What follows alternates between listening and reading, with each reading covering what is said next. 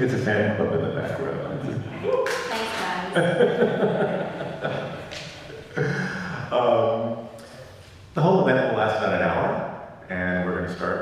Tonia and I are going to talk a little bit, and then we'll open up the floor for questions and answers, Q&A. And then there will be a performance of a piece for larger song. Before we begin, I just wanted to let everyone know, or remind everyone that at 10 o'clock tonight, here, the organ will be activated and sounded by Jack Langdon, who was a 2020 and 2021 Composer Fellow at the conference, and he's returning for a late night new music musing concert. It'll be about an hour long. I really encourage you to come. Jack's a wonderful composer and a wonderful performer, and this is a really interesting instrument here. And it'll be sort of a singular type of event. Late night concerts are a cool thing. Sort of get you ready for bed or a party. So one of the things I just wanted to say before we talk, well, two things. First of all, I'm wearing my last clean shirt. So I saved it just for the conversation. Yeah. It means a lot. I was like, I can't wear that shirt. That's the clean one. It's for party night. So it's like the only really selfish thing I get to do is choose the guest composers. Sorry, but I have to be selfish once in a while. And, I don't really have criteria, but I actually do have criteria, and I just don't think about exactly what they are. It's more just intuitive. But I was thinking like, when I first met you years ago, and I had heard your music before I actually had met you, and I remember listening to the music and thinking to myself, this music is so thoughtful. It's just so thoughtful and generous in its thoughtfulness. And then I met you, and I was like, oh, okay, that makes perfect sense. That makes a lot of sense. And it's one of those things where, in choosing the guest composers, I realized I actually want people who are quite thoughtful and quite generous, in addition to being really distinctive and inventive with their creative life.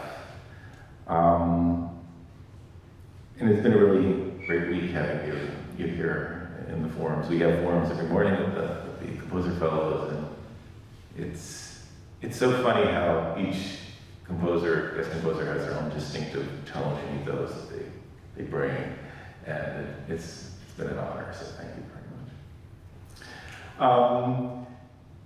I wanted to just start a conversation with maybe you telling us a little bit about where you're coming from recently, and maybe less recently where you're coming from. Sure.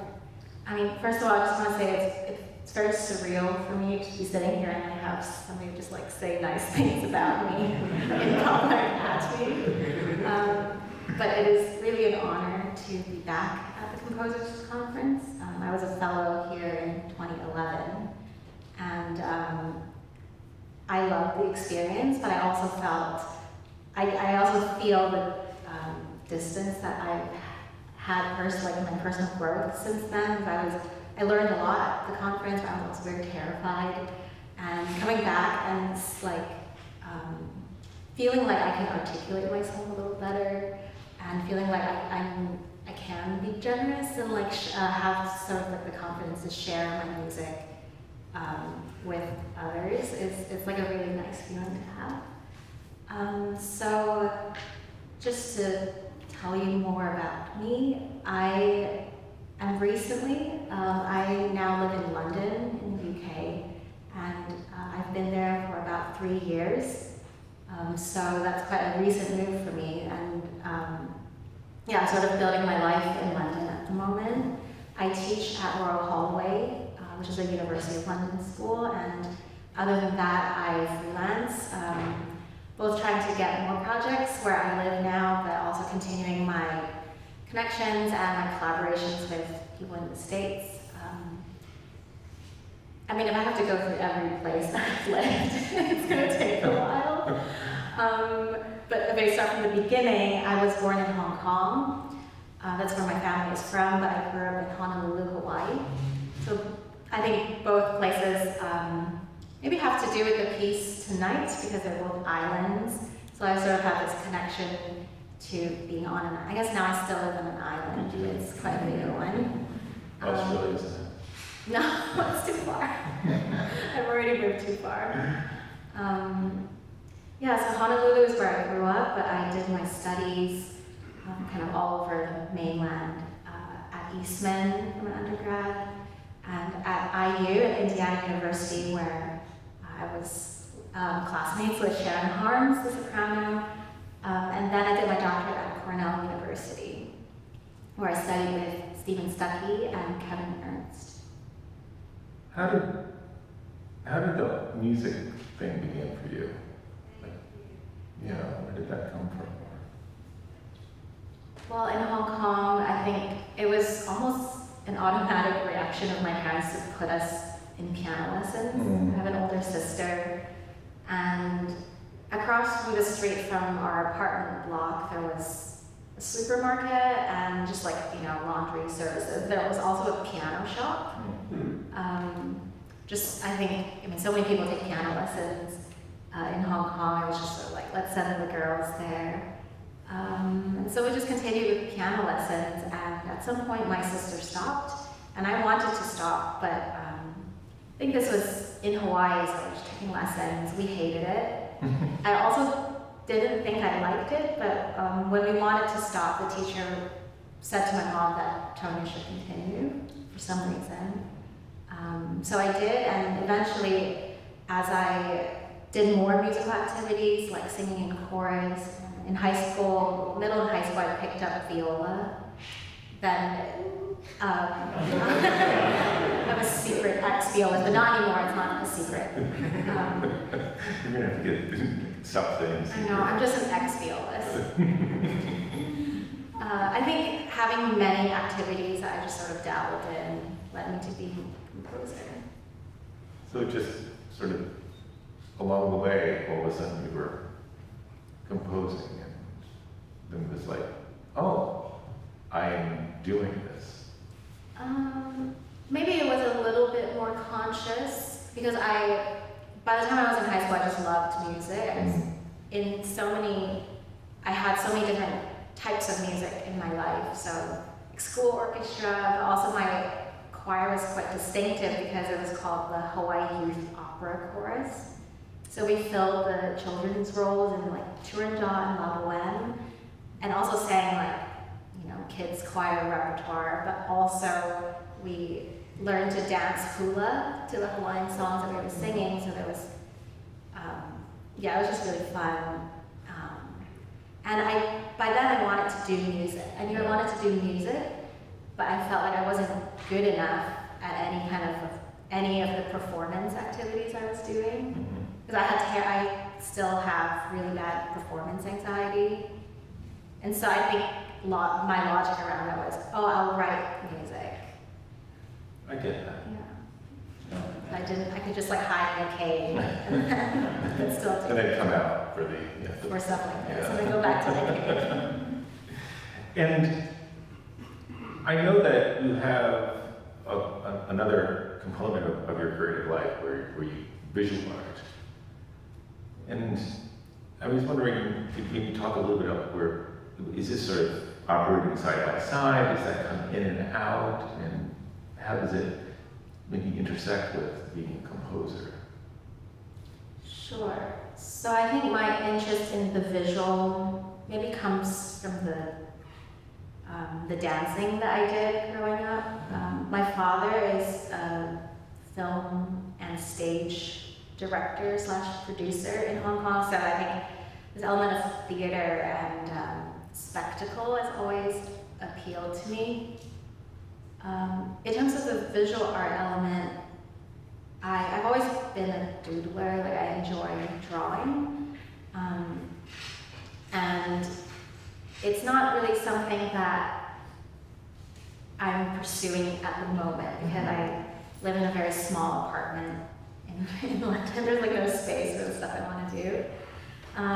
But I think it does intersect through a particular object, which is bubble wrap. And I think I'll talk more about that. But I think just the visual gesture of performing, I think, translates to the visual elements on the canvas or any object that I'm creating art with. Mm-hmm. We can actually jump to the bubble wrap, Sure. which is we all know what bubble wrap is, but it, for Tonia, has a special place in your heart. Yes. And it's funny because you had talked about bubble wrap in the forum earlier this week, and I was thinking about, I was wondering actually, do you know much about the history of bubbles? No. Oh, sorry.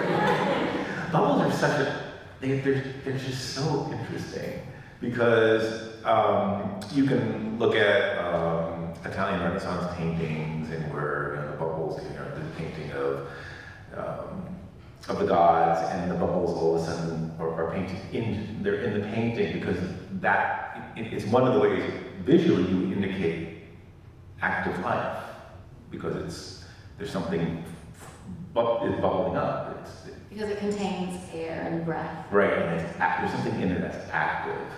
And yet you're using this bubble, bubble wrap is like, it's been frozen. Like it's stuck in place. It's not a bubble that you can pop. We talked about popping bubbles with the bubble wrap. But these are bubbles that don't pop.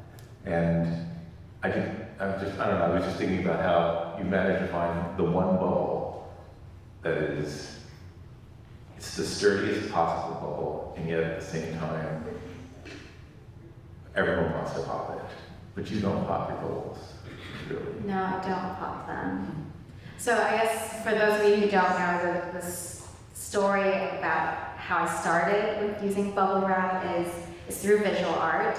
And when I started at Cornell, it was my first time at a university where I could take different classes. I was just so focused on composition.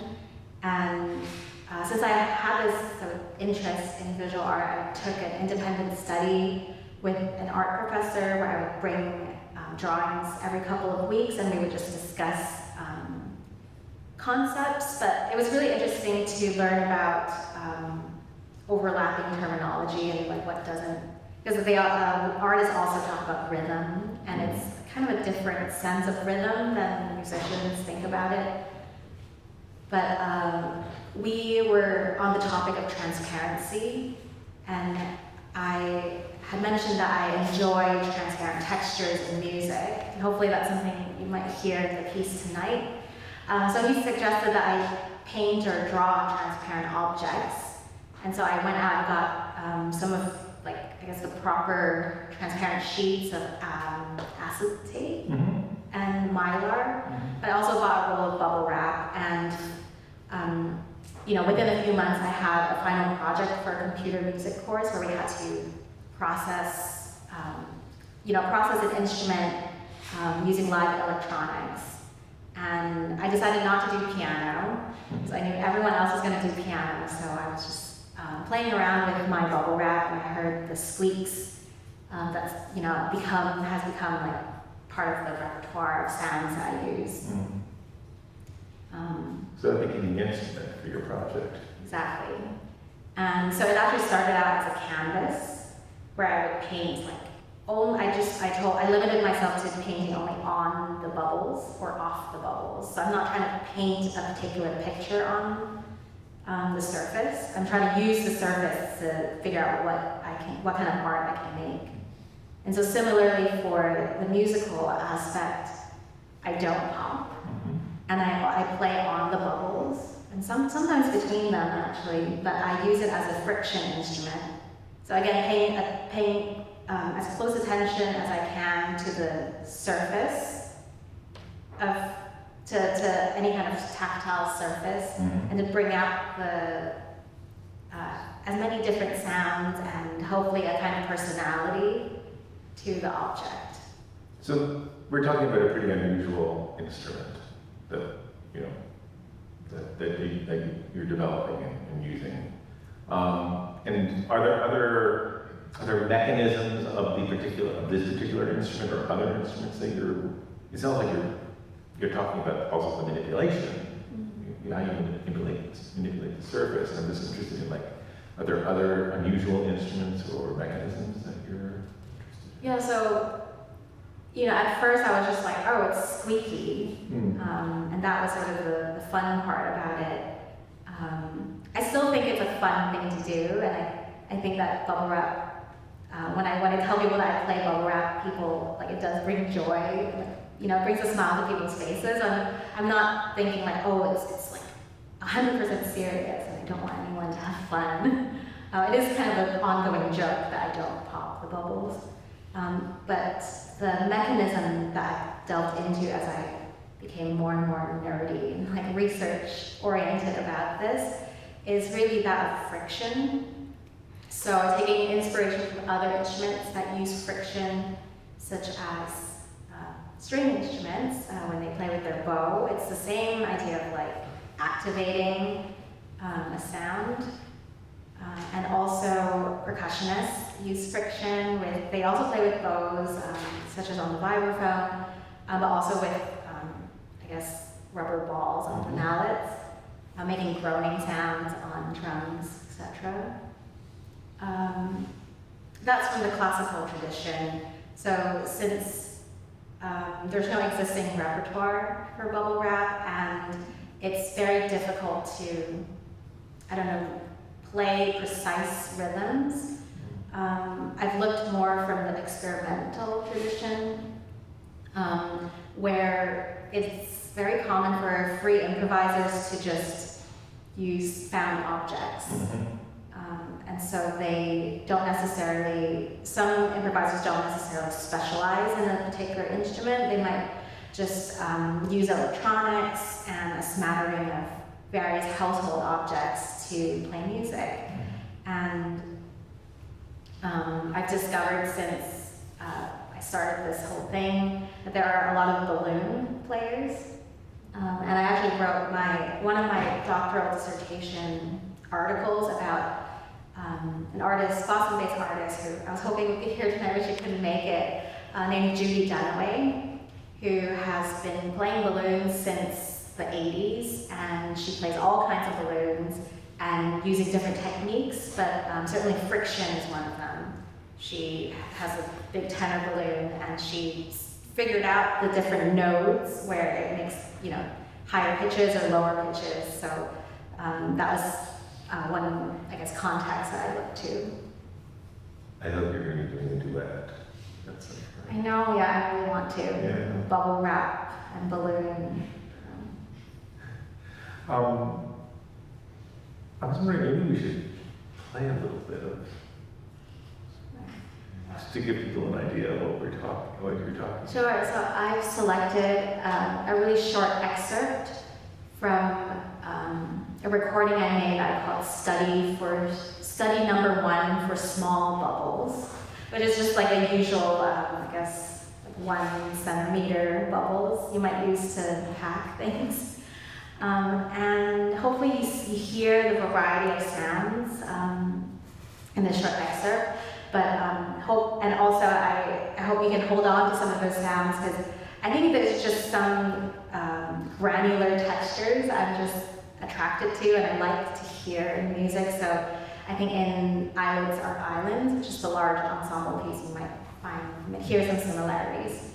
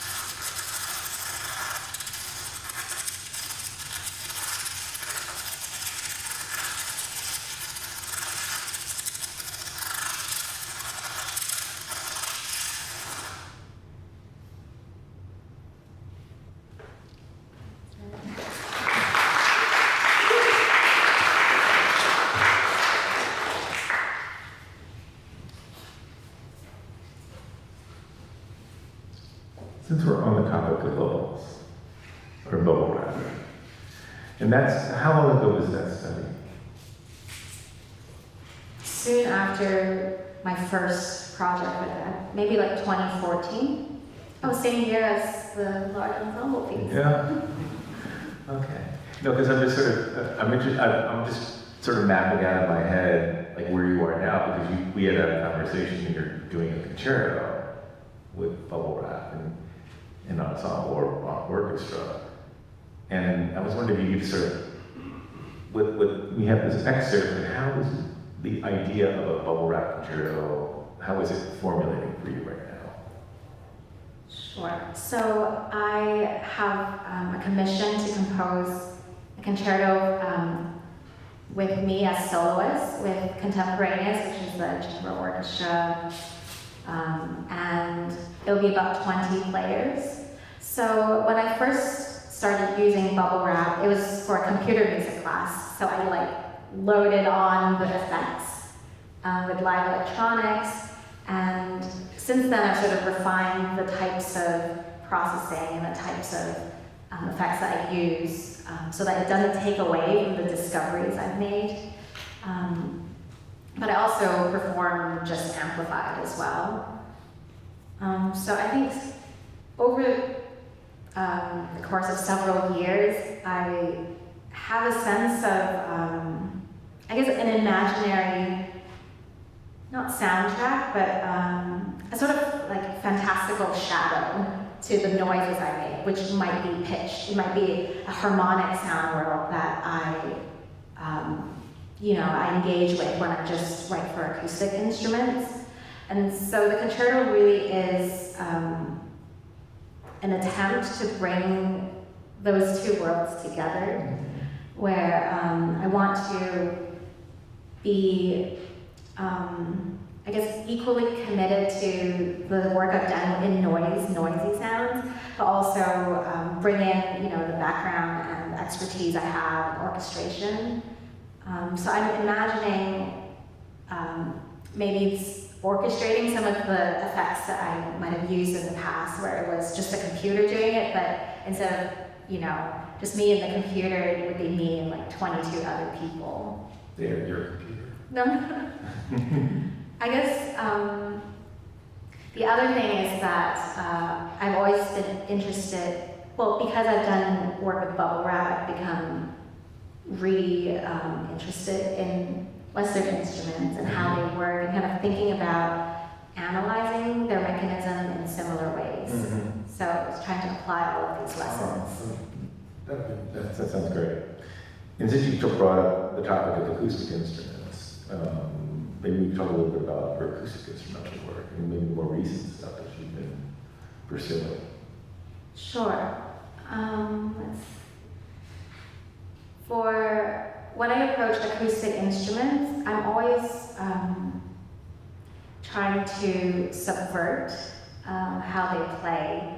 Not always, but especially, if it's a solo piece and I want to feature the instruments, I do think about these things. So I guess the idea of subversion is a great part of what I do. Because I don't pop, I think I'm subverting some kind of expectation, right? The popping action is up and down, and the way I make friction is horizontal. So there's something where this act of subversion is informing the musical gesture that I've come up with, the physical gesture. And so similarly for, let's say for percussion or piano, where the action is very up and down, I enjoy finding ways to make them play horizontally. So pieces for piano where the pianist goes inside the piano and scrapes the string, rather than only focusing on the keys, playing up and down. And of course percussion, finding ways to create horizontal movement in terms of pitches, rather than just focusing on the rhythm. And you had mentioned in conversations over the course of the week that a lot of the recent works you've been composing are wind works, which is it's so different than friction. And what in particular with these wind works is intriguing to you? Going beyond the idea of friction, I think wind players also have a similar phenomenon, which is resistance. So in exploring wind techniques, I try to find sounds that play with the idea of resistance, and the idea that when you meet resistance, maybe that's where the tone goes from like a very beautiful pitch to something growly and noisy. And I guess if we could go to the next excerpt, Great. which is the final bit of a wind octet that I wrote for the Eastman Wind Ensemble, and it was just premiered in April. So you'll hear bassoons echoing each other. There's two bassoons in the ensemble, and they go from a pure tone, and as the multiphonic develops, you'll start to hear not only multiple pitches, but also the element of noise gradually coming in and out. And I think this work also demonstrates the harmonic sound world that is always at play. Even if I'm performing on bubble wrap, I'm thinking a lot about pitch relationships. Not pitch relationships, but just frequency relationships. Yeah. What's the name of this piece? Oh, this piece is entitled Giving Ground.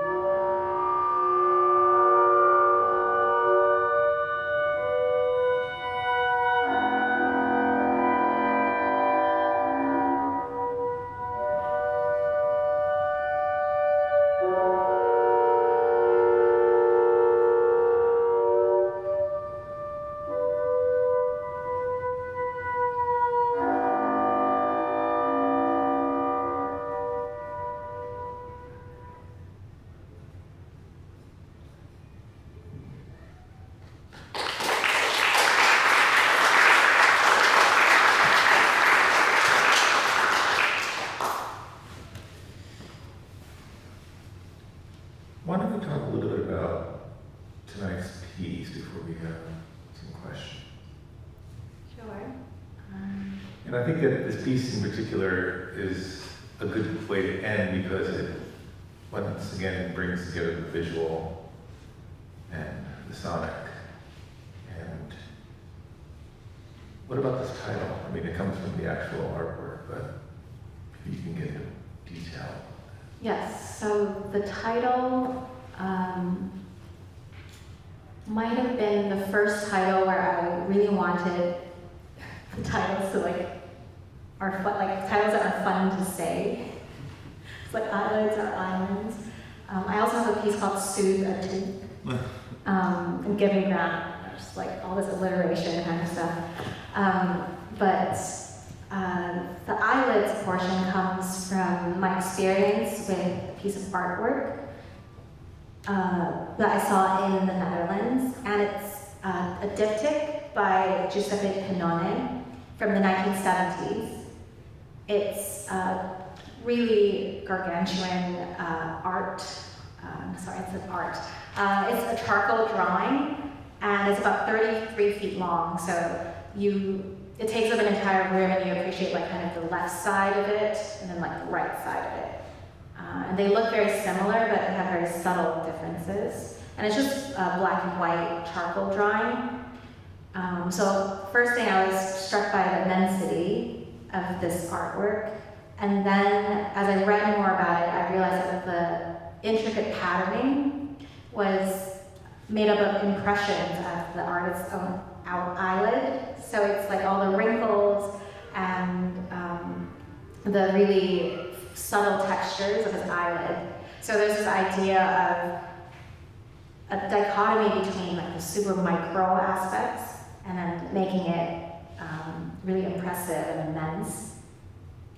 So for this piece I started to write, I wanted to capture this idea of the left and rightness of the artwork.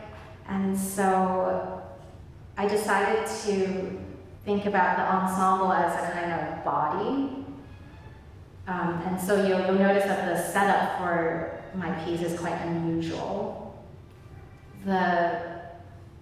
Because there's like eyes going left and right, this is represented by the percussionist and the keyboard player who is the celesta part. And just this image of eyes blinking in the dark at each other. And to kind of embed this idea into an ensemble body, the double basses is kind of the heart of the ensemble. And I just imagined that the energy is coming from the heart, and then it gets kind of shot out to the two sides of the body. So there's a lot of subtle antiphonal action in the ensemble. And I suppose the islands part is just a little like nod to my homes, but there's not much more meaning beyond that. Great, thanks. We have a little bit of time for questions. If you have a query or two you would like to. Or comments. Or a comment.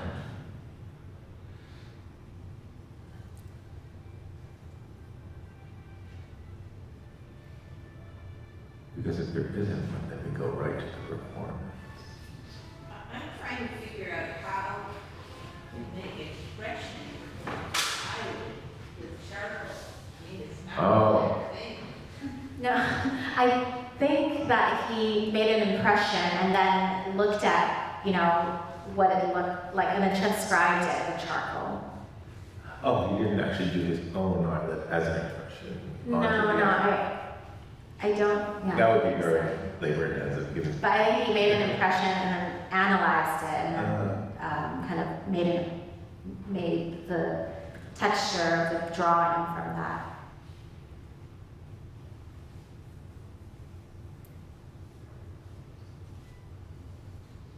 Other questions, comments?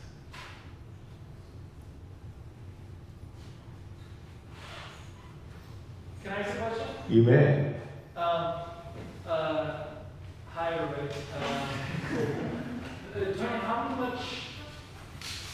much music in your process when you're writing do you like erase or scribble away or throw away?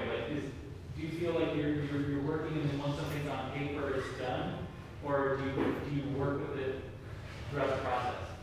It's much more traumatic than that. I have this bad habit of starting pieces and thinking that that's going to be the piece, and then like too close to the deadline, I start to feel anxious. I have this like visceral reaction. I'm like, no, this is not good. Like this is wrong, and then I throw it away. And then at that moment, something happens. I think of it the right way, but I needed to do like all of that work before I got there. And then I'm just frantically writing. Yes, I'm trying to get out of this bad habit, but that's where I am at. It's a process. It sounds like it's a very intense process. Yeah. And usually that happens when I haven't given myself the time to work things out, work out what the piece is about, or like, or how I even want to approach the instrumental writing. So it's kind of a punishment for rushing.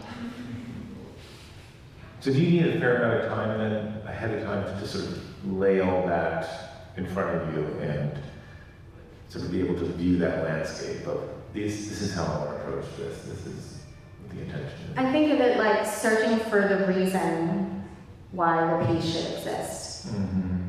And if the reason is compelling enough, I do find the good solutions. But if I sort of go on autopilot and I'm just putting notes on a page, I think it would be an okay piece, because I have the training that I can orchestrate, I can harmonize something, I can write a melody, but it's not really going to be the right piece. It's not going to have, it's not going to continue the work I've been doing in terms of exploring instrumental technique and all of that. So I'm really trying to, I guess, well, it's difficult, but thinking of it like more of a marathon, like a long-term process, rather than just trying to make one piece at a time. Right. Makes a lot of sense. Stephen. So, how will you, or how do you orchestrate the bubble wrap in your upcoming show? I think this is work that I have yet to do, so I feel like I'm just like making stuff up. But I think how I go about doing it is really closely analyzing recordings that I've made with electronics that I've liked, and then trying to listen for the timbres, mapping some of those timbres to instruments. And then also, it might be as simple as using imitation. So when I play solo, I'm trying to fill the time, like I'm the show. But when I improvise, or I think definitely with an orchestra, the amount of space that the amount of space that these sounds will need is going to just increase by a lot. So they're just like finding the correct timbres and like extending the sounds, and also maybe finding places where just filling out the textures. The bubble wrap is really high, at least what you heard. And I think, the nice thing about having an orchestra is that I can fill out like the rest of the frequency bandwidth. So those are just some hunches about what I might do. Mm-hmm. I think we have time for one more question, if there is.